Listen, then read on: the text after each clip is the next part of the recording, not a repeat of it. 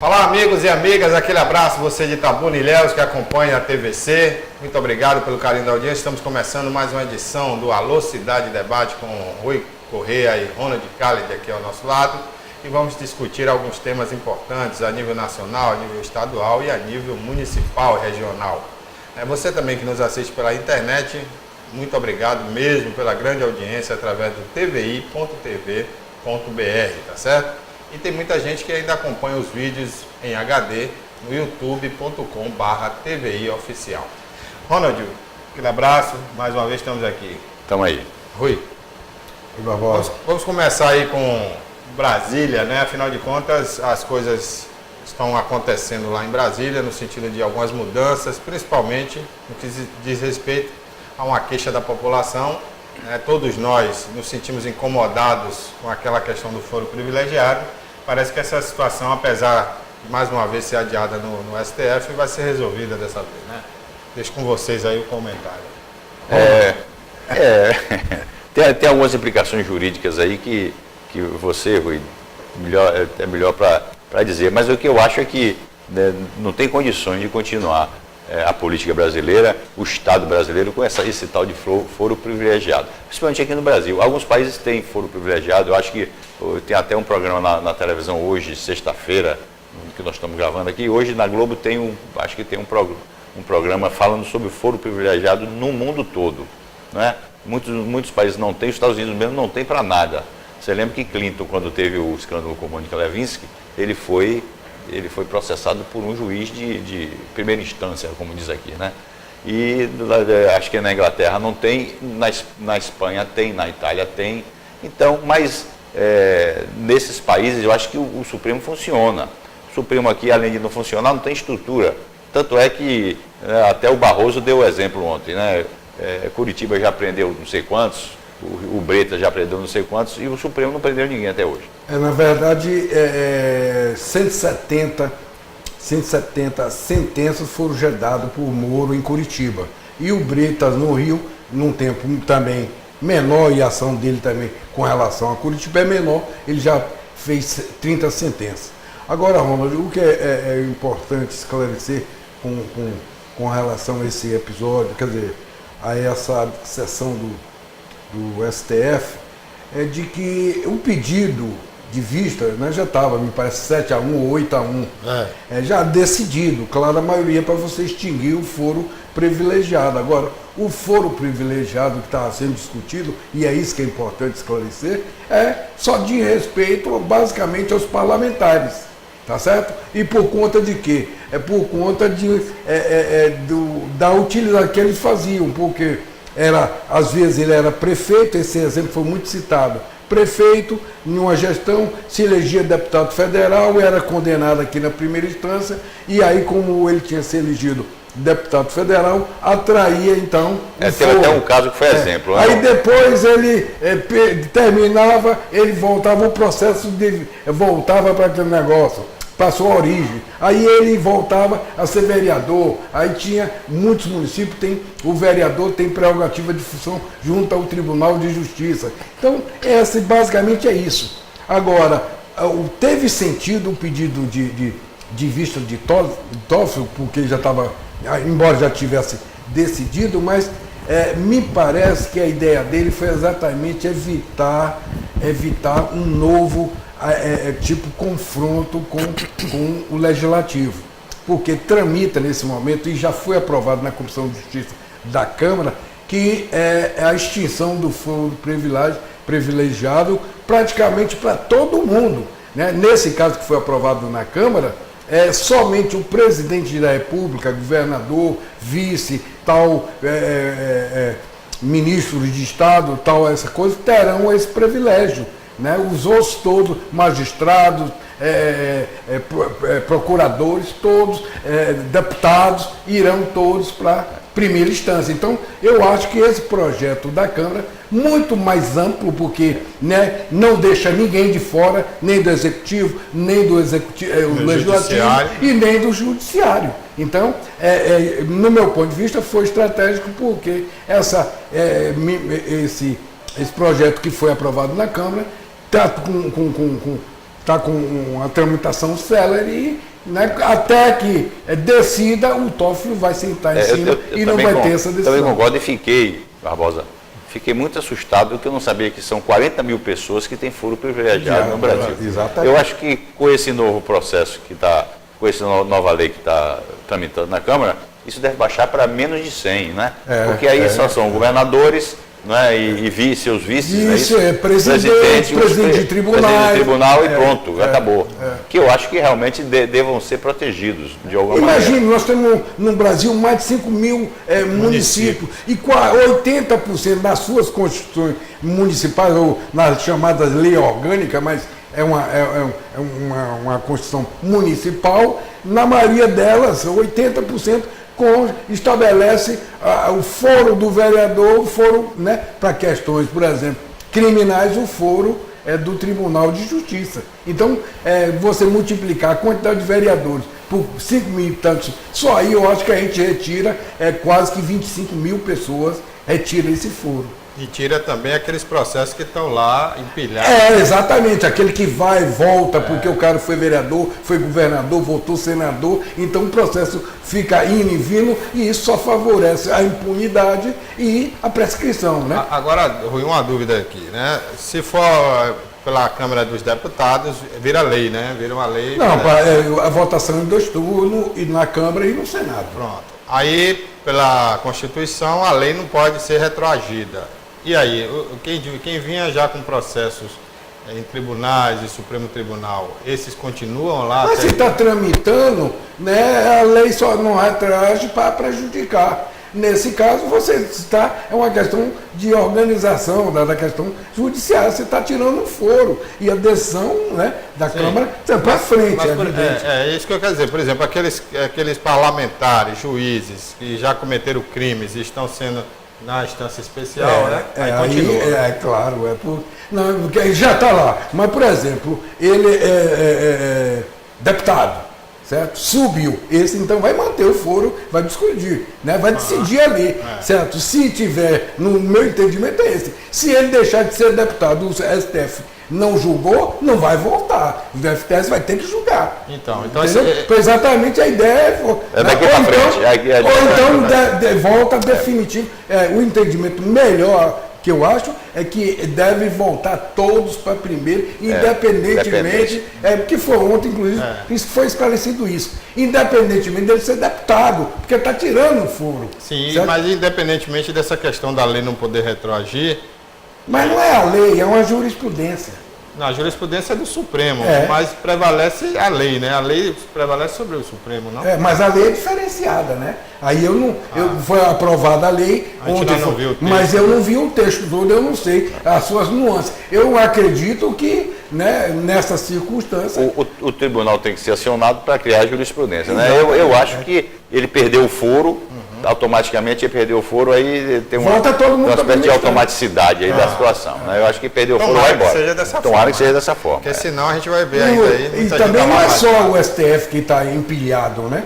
O STF, a sua criação constitucional, ele objetiva você proteger a cidadania, a Constituição, né? A lei federal é mal ferida. Agora, você de repente o tribunal se vê lá com 300 processos criminais que não é da sua, entendeu? ela não está preparada para esse tipo de julgamento. Então empilhou. Então não é só também o STF, é o STJ, é os tribunais superiores todos e os tribunais do Estado. Muitos vão devolver esses processos para a origem. O problema também é que na origem, né, está engarrafado. Mas aí... menos. Pelo menos lá na origem vai saindo, mas no tribunal não sai. No Supremo a coisa é diferente. O foro faz isso, esse vai e vem, né? Agora, por falar em jurisprudência, nós tivemos essa semana que passou uma exceção perigosa, né? A Câmara Legislativa do Rio de Janeiro, se aproveitando da decisão da Câmara dos Deputados em relação à situação de Aécio Neves, acabou tirando da cadeia, né, pessoas que foram mandadas para lá pela Justiça Federal, e isso irritou muito o Supremo Tribunal Federal, né, e Ronald? porque eles se aproveitaram de uma jurisprudência de um caso único cá em Brasília, né, e eles não poderiam fazer aquilo. Aí, como eu disse, a procuradora virou terra sem lei. O Rio de Janeiro é uma terra sem lei, né? Parece um bang-bang. Olha, Depois Barbosa, disso- eu entendi. Eu sei que o Picente tem que estar preso mesmo. É uma quadrilha, né? Sempre foi, todo mundo sabe que sempre foi uma quadrilha. É o dono do Rio de Janeiro, a família que. A né, família que manda no que manda Rio. o Rio de Janeiro. Agora, essa confusão toda não foi nem pela atitude da Alerj, né? Foi pela atitude deles não terem comunicado à Justiça, ao TRF, né? É o 2. Porque eu acho que, pela isonomia, o que dá para Chico dá para Francisco. O que aplicou para Écio teria que aplicar também para eles. Né? Se o sistema é corrupto, se a Câmara está toda corrompida, é outro problema. Né? Agora, eu achei muito justo isso, porque eles fizeram para o Aécio, só porque o Aécio foi candidato a porque presidente, a Procuradoria- é o queridinho do PSDB e tal. Eu achei, nesse caso aí, que teve isonomia. Agora, o fundo moral e ético aí ele não pode ser julgado. Outra questão. Outra questão. Mas veja bem, a visão da Procuradoria-Geral é de que o caso de Aécio só se aplica a senadores e deputados federais, não se aplica, né, a estaduais E né, nem vereadores, nem né? vereador. Porque senão daqui Agora é o seguinte, o tribunal também está dividido. Certo? A Procuradoria, o Tribunal de Justiça do Rio também já nulificou a decisão, o STF vai se manifestar sobre esse tópico específico. Agora o STF está dividido, porque tem ministro lá que entende que o caso de Aécio se aplica pelo princípio da simetria. Ó, o país, o Estado, a Constituição, nós somos um Estado federativo. Então, se os deputados federais podem, né, se os estados têm a sua autonomia, por que a Assembleia também não pode? Se há o foro para o federal e também para o estadual, né? Então, pela lógica, aí... Vamos ver o que o STF, na sua maioria, vai dizer. Agora, a decisão ela não foi tão absurda, até porque já tinha 2 precedentes anteriores. 2 assembleias tinham soltado deputado, governador e tudo. Né? Então, vamos ver isso. Não está tão pacificado essa ideia de que, né, somente federais Mas ou senadores olha, isso é teriam bom, direito. porque essas coisas acontecem, nunca aconteceram no Brasil, né? Aconteceu uma vez ou outra, a gente nem sabia, mas agora está tudo sendo jogado no caldeirão das discussões. Então isso é que é legal, né? Isso é que a gente Eu tem acho que ainda resolver que esse nem problema. tudo, né, Ronald? Mas pelo menos 90% Não, mas aí né? tá uma transformação. Esse negócio do foro privilegiado, quem ia imaginar que alguém ia questionar isso, que estamos às vésperas de acabar com o foro privilegiado, né? O que eu estava comentando anteriormente com o Ronald, viu, Barbosa?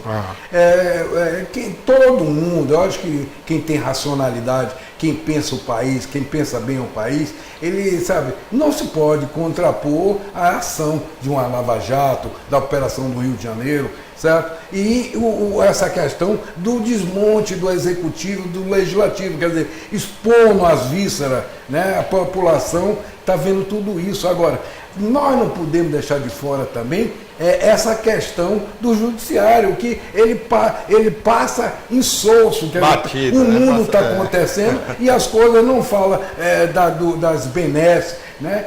Das sentenças vendidas. Né? Agora mesmo, ontem me parece, o filho daquela desembargadora do Mato Grosso que ela tinha ajudado a liberar, já voltou, quer dizer, essa manipulação.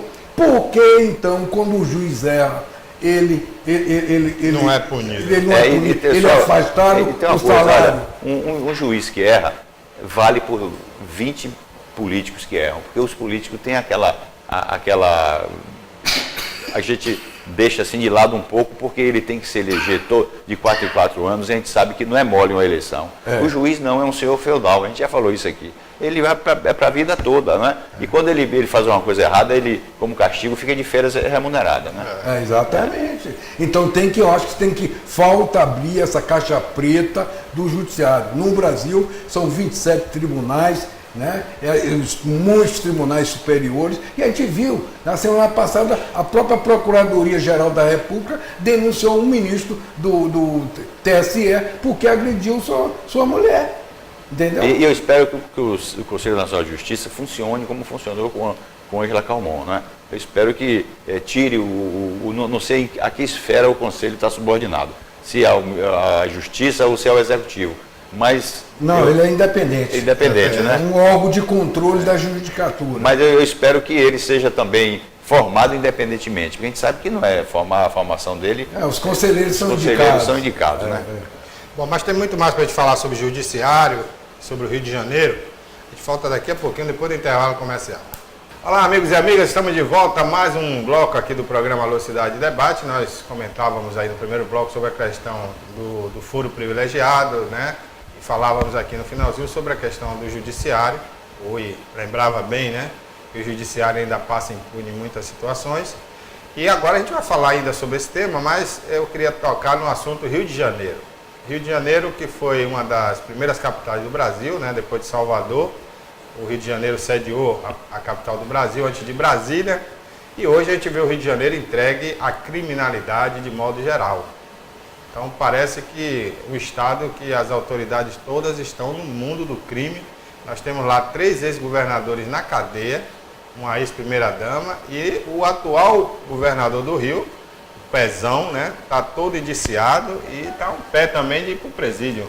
Situação inédita, eu acho, no mundo isso, né? Eles disseram o seguinte, que governador desde 98, né? Desde 98 que o último governador que não foi preso foi Brizola, né? Não é isso? 98. E os presidentes da Assembleia desde 95, todos eles presos, né?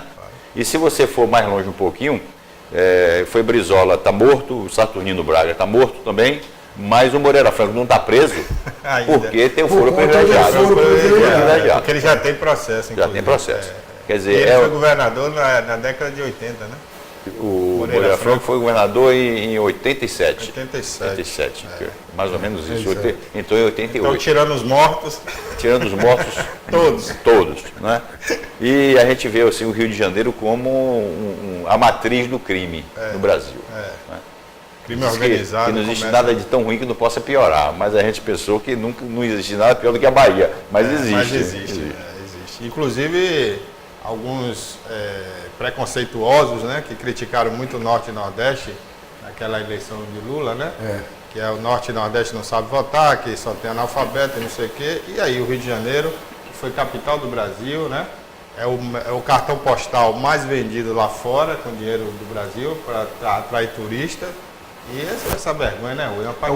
O populismo. A política do Rio de Janeiro, depois de Chagas Freitas, né? Chagas Freitas foi o último, na ditadura, foi um dos poucos. Ele e Tancredo foi eleito no Rio de Janeiro e em Minas, pelo MDB. Né? E o Chagas Freitas era um cara de direitona, tal, dono do jornal, um dos grandes jornais do Rio, que era o Dia. E era genro de Getúlio? Não. O Chagas Freitas, não. O genro de Getúlio era o Moreira Franco, né? Casado com uma nora. Com a nora mas o Chagas Freitas era casado com a filha de Getúlio. Agora, eu me lembro que depois disso, a coisa desandou para o populismo e que se acentuou ainda bem que implodiu, foi com o MDB nos últimos 10 anos no Rio de Janeiro, com a turma de Cabral, né? Caiu, o populismo, né, midiático, levou a essa situação de que ele teve que fazer aliança com um bandido de favela, né, para ter acesso. Depois fez aquela operação magnífica, vieram a UPPs, né, com aquela cobertura toda da Globo, tal, que depois se resolveu frustrado, mas naquele momento ele foi jogado lá em cima, ele chegou a ter pico de 80%, o Cabral. certo? Era o cara, o garotinho que veio lá.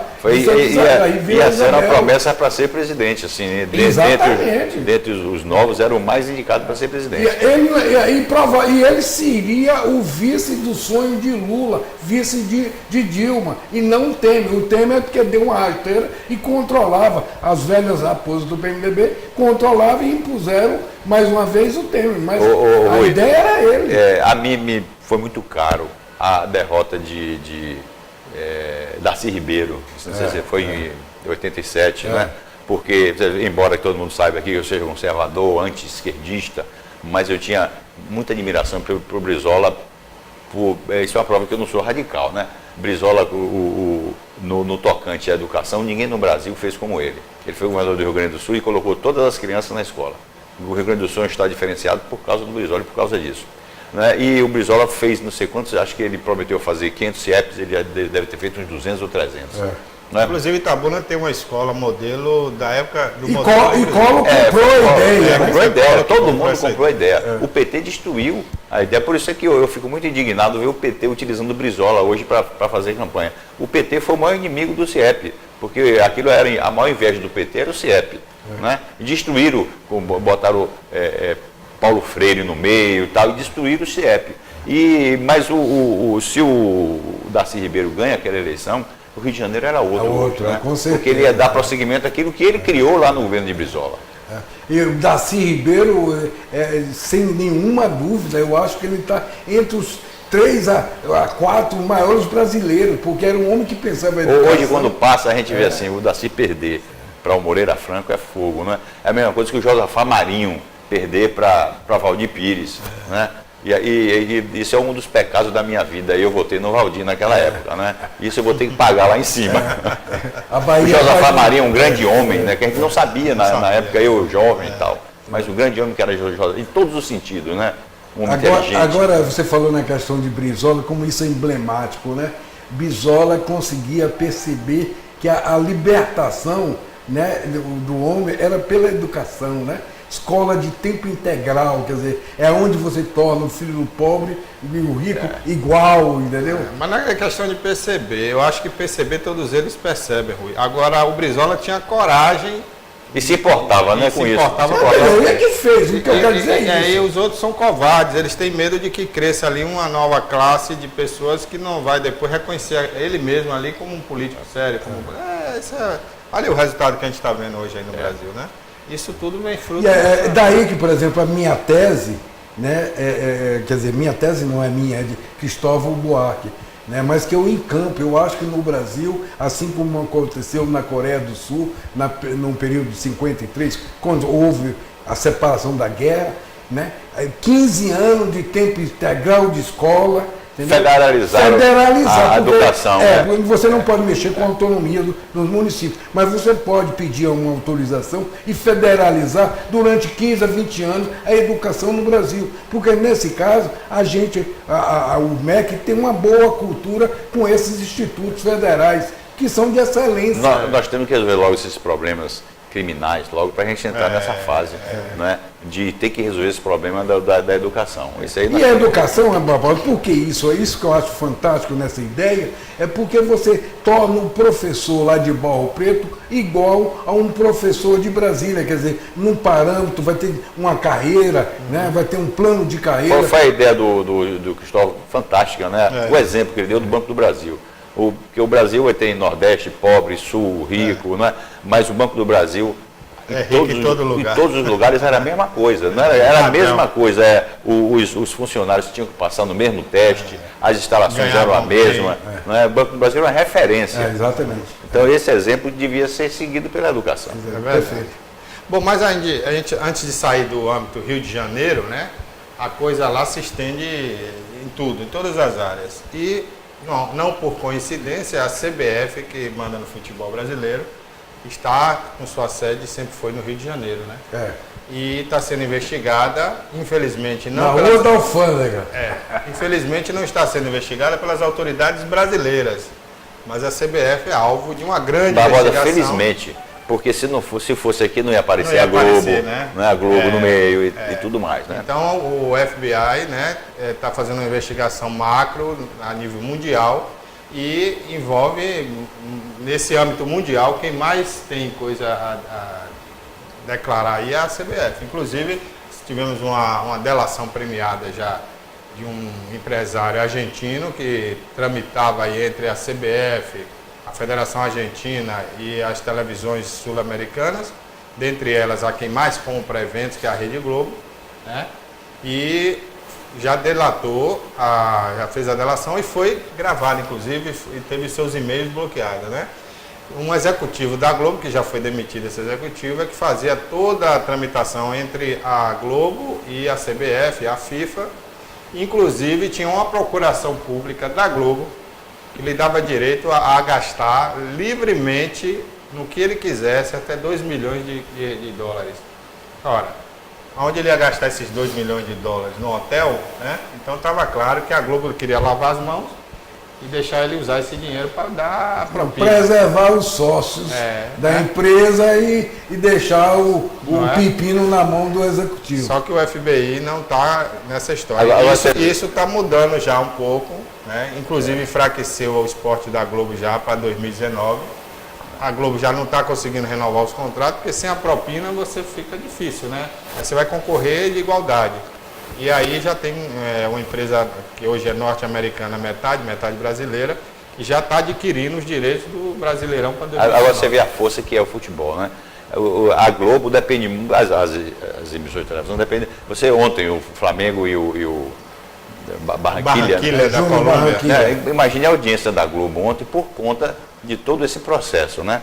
E isso está podre há muito tempo, porque se o Avalanche estivesse vivo, seria preso, não é? O Ricardo Teixeira vai ser preso, o Marinho está preso, e o outro não está preso porque mora no Brasil. Está se escondendo. Ele nem acompanha a seleção brasileira. E o pessoal diz que Marco Polo é o único polo que não viaja, né? O Marco Polo que não viaja. É uma ironia, né? É uma ironia. Mas a situação é feia realmente, né? E esse império que se criou na televisão brasileira, que é a Rede Globo, que tem seus méritos, né? A gente tem que reconhecer que ela representa muito bem o Brasil lá fora, no âmbito da televisão e do cinema, porque dramaturgia... Não, ela é competente, ela é competente, ela recebeu uma ajuda muito grande do governo militar.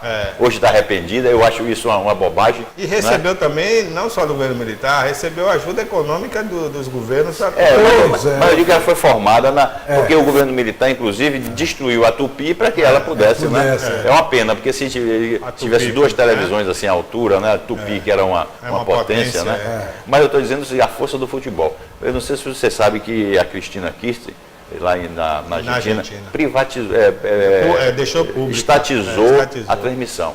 Né?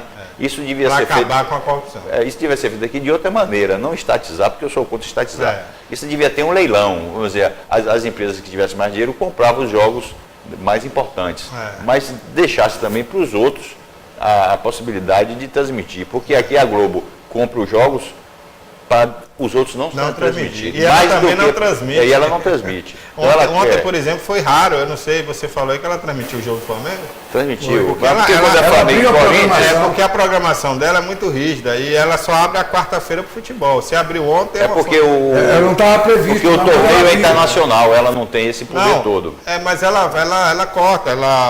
Antes ela fez até uma parceria com a Rede Bandeirantes, que era justamente para se livrar desse problema. Quando era um jogo que ela não queria abrir, ela jogava e era obrigada a transmitir na TV aberta, ela jogava a Band.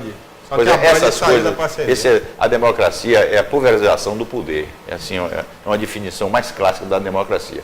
E não pode haver assim eu sofro também, aí eu estou com o Brizola. O Brizola dizia, no outro dia da minha posse, você lembra disso, né? Olha, E não pode haver uma emissora que tem a possibilidade de domínio no Brasil. Nos Estados Unidos, que é a pátria da liberdade econômica, lá uma televisão nos Estados Unidos não pode atingir mais do que 30% da população. Quer dizer, se ela tiver 100% de audiência, esse 100% não pode representar mais do que 30% da população. Né? Porque o poder da Globo é um poder desmedido. Nós já foi muito pulverizar maior, esse poder. Já chegou a 70%, hoje caiu muito, mas o que caiu na TV aberta, ela levou para a TV fechada com os canais também que tem de qualidade, né? Bom, mas vamos fazer um intervalo comercial, a gente já passou do tempo aí. Daqui a pouquinho a gente retorna para o terceiro bloco desse programa. Aguarde aí só um minutinho. Olá, estamos de volta no terceiro bloco do Alô Cidade Debate. Estou aqui com Rui Correia, Ronald Khalid. Se você não assistiu um bloco desse programa, perdeu por algum motivo, entre no site tvi.tv.br, você é assinante, e veja lá os horários da nossa programação, que horário vai ser reprisado esse programa, tá certo? E ainda assim, se você perder, na próxima semana você pode assistir aí no youtube.com/TVI oficial. Bom, Ronald e Rui, vamos falar aqui agora sobre as situações que ocorrem aqui no nosso estado da Bahia. E eu achei interessante, né, essa semana, uma publicação da juíza do trabalho, Heloína Machado, nas redes sociais, onde ela publica um texto quase poético, né, sobre a situação de um trabalhador, um coitado que saiu da zona rural e foi injustiçado. E ali eu vi que ela se referia ao voto e à decisão do juiz de Ilhéus, Caires. Cairo. É Cairo, né? Zé Caires. Que foi a primeira decisão em cima dessa nova legislação no Brasil. E ele foi notícia nacional, inclusive. É quase que internacional, porque as grandes redes divulgaram ele aí por o mundo afora. O que é que há? Está havendo ali uma disputa entre a juíza de Itabuna e o juiz de Ilhéus? Ou a doutora Heloína é contra a nova legislação e ela já declarou ali que não vai votar pela legislação, vai votar pela cabeça dela e pela... Não entendi aquilo ali. O que é que vocês entenderam?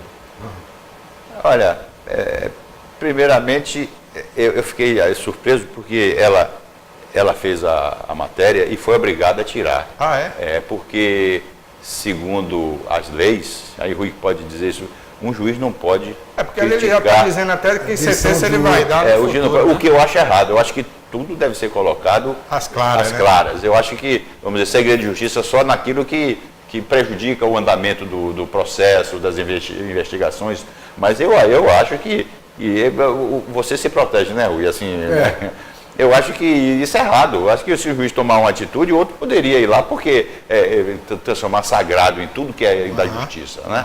Mas isso é uma coisa, né? Eu acho que deveria existir o debate, e é bom, o debate é saudável. A gente vê aí que é um debate ideológico. De um lado você tem um juiz que deu margem a ele liberar tudo que ele estava sentindo em relação ao que vinha acontecendo com a Justiça do Trabalho, foi corajoso, não é? Eu achei legal, isso teve uma repercussão nacional. E do outro lado, a juíza Heloína, que é minha amiga, mas aí eu fico do outro lado, né, por uma questão de princípio, né? Heloína fez aquele... A gente não sabe se aquilo é verdade, se aquilo foi apenas uma licença poética e tal e coisa, mas foi interessante o debate, seria interessante esse debate, né? Olha, nesse caso, Ronald, a OAB, a magistratura, tem os seus códigos de conduta, né? É evidente que a questão não é você publicizar ou não. A questão é o seguinte, tanto o advogado quanto o juiz, ele pode ter entendimento diverso do outro. Então, dentro desse aspecto, não fica bem eu falar aqui de um comportamento de um colega, dizer que ele errou, né? Quem deve dizer isso é o cliente dele ou não, e buscar a reparação. Eu não faço isso. E a magistratura também tem essa questão. Agora, eu acho que a resposta veio do próprio Caio, né? Eu vi que ele alguém divulgou o texto dela, e ele aí disse que sem comentário, que não ia comentar, porque o que ele fez, ele falou nos autos, né? Ele deu uma decisão como juiz titular, né, de um entendimento sobre os auspícios de uma nova legislação, que obriga não somente a ele, mas a qualquer aplicador do direito. Verdade? Então, eu acho que eticamente ele se conduziu, ele foi impecável. Agora, com relação à doutora Heloína, uma figura, todo mundo adora, o papel que ela está cumprindo, hoje ela está tendo um protagonismo social muito grande e político, né? Ao ponto dela estar na rede, no Zap, trocando informação, comentando, que eu acho um risco. Eu acho que, por exemplo, Zap é um ambiente para você, né, tipo assim, não o melhor ambiente para você fazer. Ou você tem um grupo muito fechado, mas nesses grupos abertos você se expõe a alguém lhe atacar, ou alguém não entender o que você escreve. Então, e, sobretudo, uma juíza de direito está ali emitindo opinião. Ela corre o risco de levar muitos coices ou muitas incompreensões. Agora, evidentemente que quem faz isso tem a certeza, né, o convencimento que está fazendo uma coisa que está no seu íntimo, e o que eu acho que ela está fazendo. Eu acho que ela tem esse protagonismo político que é bom. Oi, mas aí está claro, eu acho que está claro aí, porque esse debate devia ir em frente, porque está claro que é um lado contra a reforma trabalhista e o outro lado a favor da reforma trabalhista. Né? Aí eu me policio muito para eu não ser um radical. Não é? Para eu não ser assim, maniqueísta, né? Ó, você, por isso eu não gosto de você, você está errado, né? Eu não li, mas não gostei, aquela história, né? Mas em relação à reforma trabalhista, aí eu vejo a tendenciosidade da esquerda, né? Porque como é que pode ser contra a reforma trabalhista? Né? Aí essa semana teve alguém de fora que fez uns estudos aqui, que o Brasil representa 3% da população mundial e 90% das causas trabalhistas mundiais. Quer dizer, tem argumento para um dado desse? O inglês fez um estudo e disse que se fosse na Inglaterra, 70% das causas trabalhistas seriam de má-fé. Litigância de má-fé. Litigância de má-fé. Tem algum argumento para um dado desse? Não tem nenhum argumento. A gente pode discutir pontualmente alguma parte da lei e tudo, mas discutir que precisa de uma reforma trabalhista no Brasil, isso aí é surpreendente. Agora eu queria lhe fazer uma pergunta também. A atitude do juiz de Ilhéus, que já foi de Itabuna, e eu tenho exemplos aqui de Itabuna, que se eu for enumerar aqui, a gente vai passar uns 5 ou 10 minutos falando, eu vou deixar para outra oportunidade. Mas eu tenho exemplo de causas julgadas por esse próprio juiz, que foram causas assim absurdas, onde um funcionário pediu que não tinha direito e ele deu ganho de causa, inclusive não dando direito nem o patrão falado, naquele momento que o patrão tem direito também de se defender verbalmente.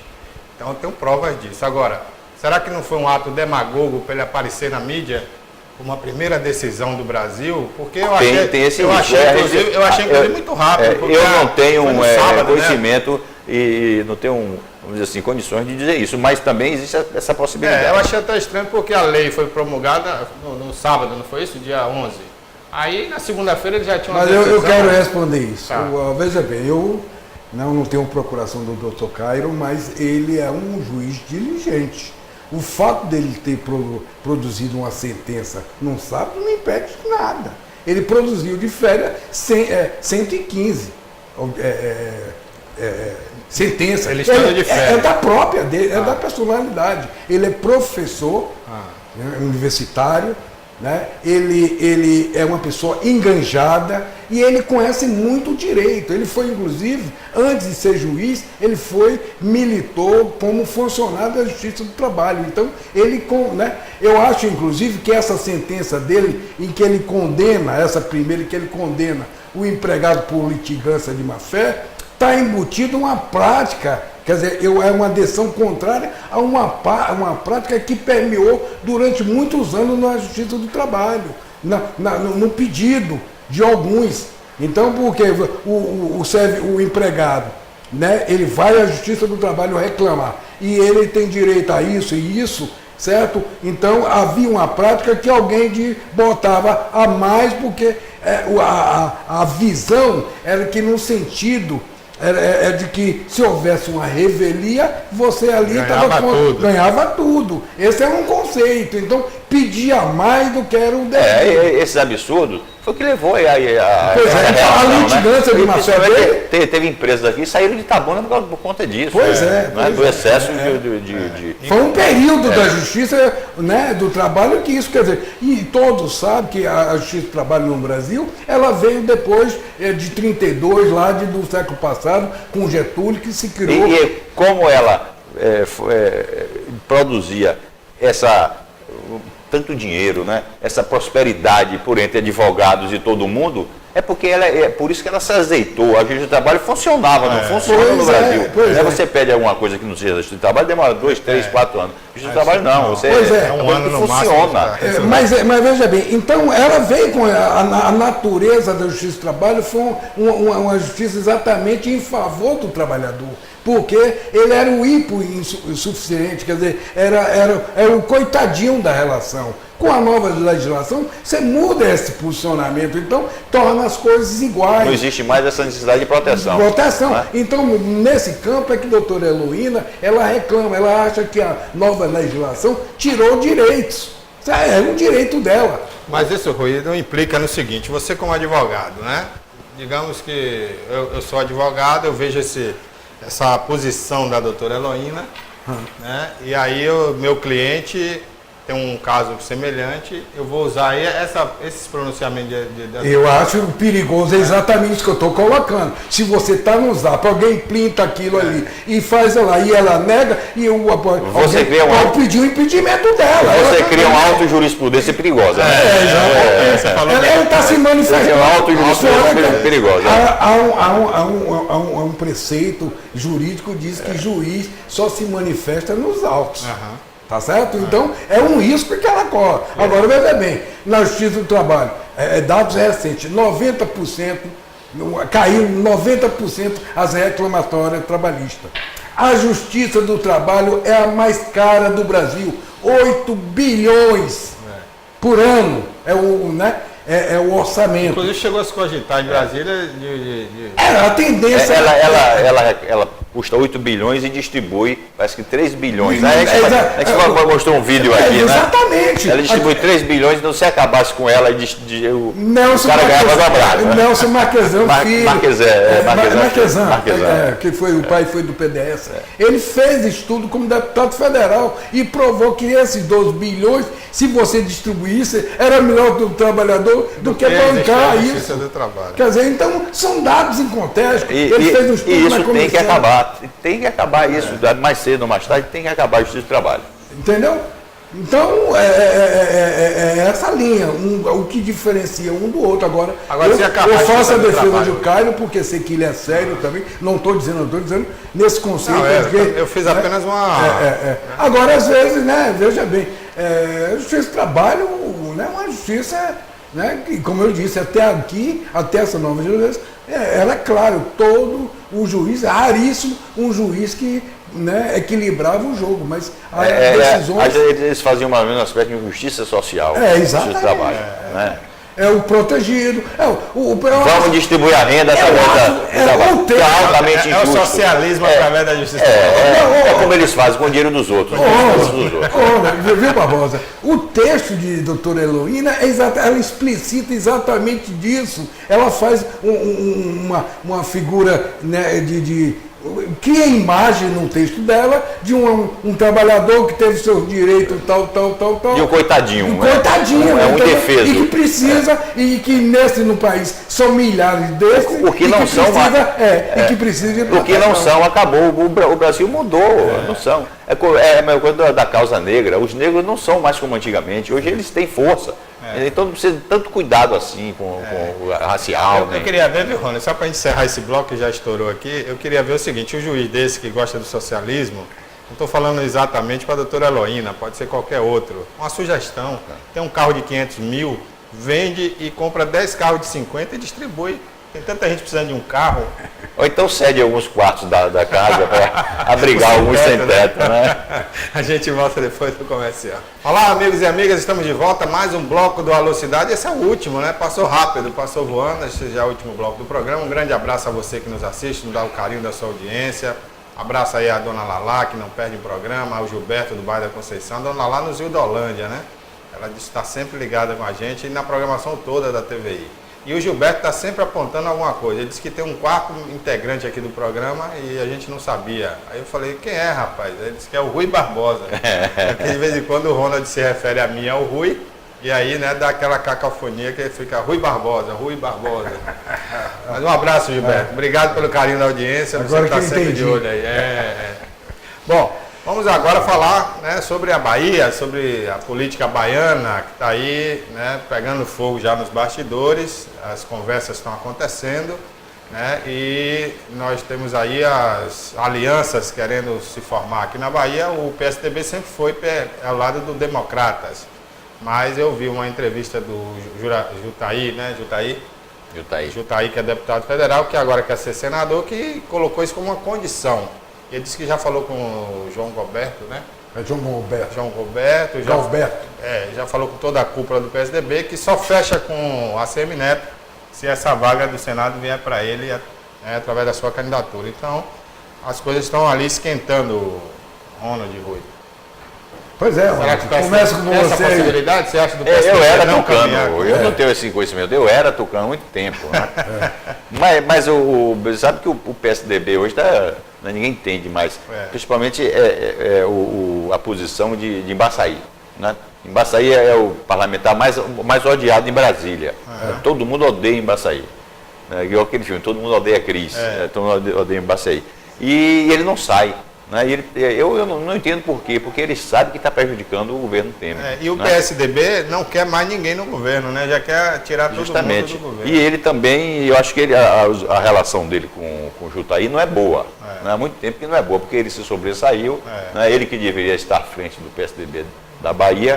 Né? Se tivesse à frente, o PSDB seria muito mais dinâmico do que nas mãos. Porque a questão também é nacional do PSDB. Eles estão em polos diferentes. Diferentes, O Jutaí é um Serra Boy. É um Serra Boy, né? Exatamente. Então tem O que esse... quer dizer? Você explica aí para o telespectador. Serra Boy é o liderado de Serra, né? É um fã, discípulo. é o liderado mais entusiasmado. Da ala de Serra, De né? Serra. José Serra. Então tem uma ala de Serra e tem uma ala do Aécio, é isso? É exatamente. Exatamente. Embaçaí fecha com a S. E a manutenção, você sabe que o Marum dormiu ministro e acordou não Deputado. ministro, acordou deputado. E por conta de uma reunião feita com a Aécio na calada da noite, né? Você vê que a Aécio continua influindo no processo político. Muito. Agora, rapaz, eu acho um absurdo a situação do PSDB em relação a Aécio. Eu não entendo, tudo bem se é o respeito à história do avô dele, porque o Aécio não tem história, né? A história que vem com a Aécio é de Tancredo Neves, que morreu e ele era muito jovem na época e começou militância estudantil. Mas o Aécio vem escorregando no tomate, para não dizer outra coisa, desde as últimas eleições, né, que já se denunciava coisas sobre Aécio Neves. Quando ele ia a público negar, eu sempre percebi um cinismo na fala de Aécio. Tanto é que eu dizia, esse cidadão não vai ganhar a eleição, porque ele não transmite credibilidade. E agora, recentemente, pego em flagrante pedindo dinheiro ao empresário. E isso até eu deixaria passar, porque seria um dinheiro emprestado, né? Então ele não estava pedindo uma propina. Em tese ele estava pedindo um empréstimo, né? Mas o pior foi o que ele relatou em cima do impeachment da Dilma, em cima de tudo aquilo que estava acontecendo em Brasília. Ele desdenhou do povo brasileiro. Ele falou, não, aquilo ali eu levei adiante porque... tipo assim, uma brincadeira, uma pirraça com a Dilma, não sei o quê. Eu não entendi nada, então eu vi ali que ele mas ele tem força lá dentro, pro bem ou pro mal. Mas de onde vem essa força? Foi construído ao longo da carreira. Ele tem 40 anos de mandato. Quando esses políticos precisam desse aporte... Mas essa força deve ser isso. Claro, questão de dinheiro. todos eles, Barbosa, nenhum parlamentar que tenha força ali tem força pelos belos olhos ou pelo discurso. A proteção é o caso do Cunha. Né? Por que o Cunha era forte? O Cunha foi um grande Porque ele chegou ao paroxismo da proteção. Né? Ele comandava 100 e tantas pessoas. Então isso custa dinheiro. Ronald, Aécio foi contemporâneo de Luiz Eduardo. Presidente da Câmara 2 vezes. E quem foi presidente da Câmara conhece muito de política, das entranhas, eu digo da política, não da boa dos política, bastidores, mas das entranças da política, das entranhas. Tá certo? Então por que o PSDB voltou, embora a maioria queria se esconder, mas a maioria voltou com ele? Porque todo mundo Porque ele sabe da vida de todo mundo. Todo mundo tem uma ponte de gratidão. Governador 2 vezes. Preso. Então todo mundo, ele sabe de todo mundo. Então sabe que se ele cair, ele puxa todo mundo pro buraco. Essa que é a lógica. É terrível, né? Agora, enquanto isso acontece no PSDB, que seria o grande adversário para Lula nas eleições, né? Aí o Lula se fortalece ficando calado, ficando quieto, né? O Lula já passou assim de principal figura na corrupção. Ele já está mais ou menos ali dentro do caldeirão, né? Dentro do caldeirão. Já nivelaram horizontalmente né? Os escândalos que aí um pelo outro. Eu vi até um ator da Globo Né? Fiquei até danado com ele, né? Dizendo, se o povo todo vota em Lula é porque tem alguma coisa que dá certo nele. Né? Quer dizer, isso é fantástico uma análise dele. O filósofo. Aquele Pedro Cardoso, Pedro A Cardoso. filantropia que ele fez com o chapéu dos outros e a conta ficou aí 2 anos de recessão profunda no país. É isso. Esses idiotas. Esse que é o problema. É Pedro o Cardoso- país suscetível à Mas demagogia e ao mas eles populismo. passam essa ideia, entendeu? Então, um intelectual da Globo, esse Pedro Cardoso, está morando em Portugal, é um bom ator, um excelente humorista, né? Agora, de repente, é todo mundo do PT, porque todo mundo tinha verba da Leão Renault. Então, você vê que essa E turma do tem um protecionismo entre eles, é uma casta. Hoje em dia tem outro tipo de classe social, ator da Globo, né? Eles se acham, eles acham que eles moram em Vênus e chegam aqui para dar opinião. Aliás, os bem remunerados hoje nem moram mais no Brasil. Não. A maioria mora em Miami, Portugal, França, entendeu? Vem aqui pra Agora, gravar. eu vou dizer uma coisa aqui que eu já disse e vou repetir.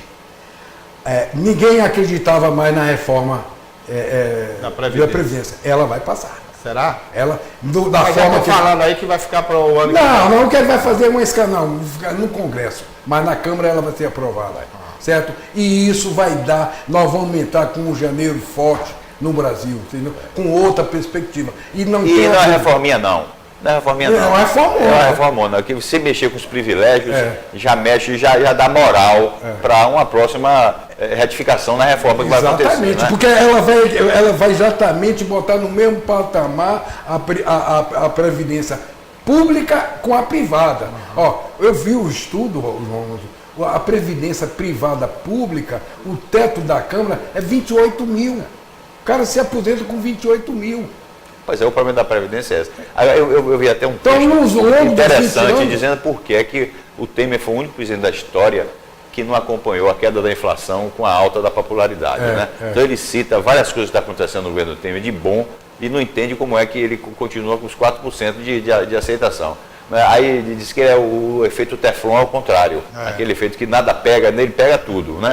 Aí achei até interessante que citou uma frase do Bush, que também era odiado. Aí o Bush disse, se eu aparecer andando em cima das águas, vão dizer que eu não sei nadar. Não é fantástico essa? Eu com o Temer acontece isso. Temer vai fazer a reforma tributária, né, que tem 200 anos que querem fazer a reforma tributária, fez a reforma trabalhista, vai fazer a da Previdência e vai continuar com os 4% de... Né? Mas lá na frente eu acho que o candidato dele vai impactar. Vamos ver, né? Vamos para frente. Por hoje é só, termina o programa aqui. Uma boa semana a todos. Você que acompanha a reprise desse programa, costuma assistir a gente sempre, né? No final de semana, programa inédito, sempre à sexta-feira à noite ou sábado pela manhã. Estamos sempre inéditos, né? E durante a semana as reprises do programa tem também no youtube.com/TVI Oficial e vem novidade por aí, viu? Vem muita novidade por aí. Aguarde, a TVI está se renovando para 2018. Forte abraço a todos e até o próximo programa.